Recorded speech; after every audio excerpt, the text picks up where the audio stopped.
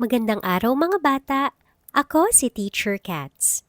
Ang kwento natin ngayong araw ay But That Won't Wake Me Up.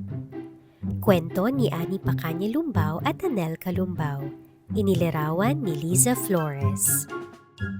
Nagliliwanag ang buwan sa labas ng bintana ni Maya. May pasok na sa paaralan bukas, sabi ni Nanay. Oras na para matulog.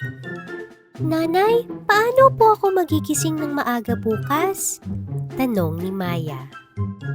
Huwag kang mag-alala, bubulungan kita ng magandang umaga sa iyong tainga at kakalabitin ka hanggang sa ikay bumangon. Pangako ni Nanay kay Maya. Pero hindi pa rin po ako magigising, sabi ni Maya. Itatakda ko sa tamang oras ang alarm clock. Ilalagay ito sa tabi ng iyong kama at hahayaan itong tumunog ng malakas bukas ng umaga. Pero hindi pa rin po ako magigising. Siguro kailangan kong kunin ang tandang ni Lolo at hayaan itong tumilaok sa iyong unan. Ngumiti si Maya. Ang tandang ni Lolo ang pinakamalakas tumilaok sa kanilang barangay. Pero hindi pa rin po ako magigising. Ano pa kayang maaari nating gawin para bumangon ka sa umaga? Sabi ni Nanay, nag-iisip. Tatawagin ko si Mang Ambo ang magtataho at papakiusapan siyang sumigaw sa loob ng kwarto. Taho! Bili na kayo ng taho! Ang sarap ng taho, pero di pa rin po ako magigising. Sabi ni Maya nang may hagik-hik. Papangunahan ko ang banda at magmamarcha kami sa loob ng iyong kwarto.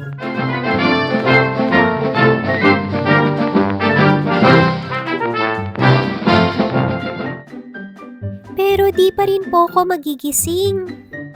Alam ko na, hahatakin ko ang araw sa iyong bintana at hahayaan itong magliwanag sa loob ng kwarto. Ha! Sumigaw si Maya habang itinatakip ang kumot sa kanyang ulo. Pero di pa rin po ako magigising, bulong ni Maya. At kung hindi ka pa rin magigising noon, kakailanganin ko ng pakiusapan si Teacher Lydia na pumunta rito bukas at manggising sa iyo para pumasok sa paaralan. Sabi ni Nanay nang nakangiti. Huwag niyo pong gawin yun. At bakit? Tanong ni Nanay. Hindi na kasya si Teacher Lydia sa aking kwarto. Nariyan na ikaw, ang alarm clock, ang tandang ni Lolo, ang magtataho, ang tambol, ang banda, at ang malaki at maliwanag na araw. Paalala ni Maya sa Nanay. Nginitian ni Nanay si Maya at bumulong. Kung matutulog ka na ngayon, sigurado akong maaga kang magigising bukas. Sige, Nanay. Good night. Sabi sa wakas ni Maya, sabay hikab at pikit ng mga mata.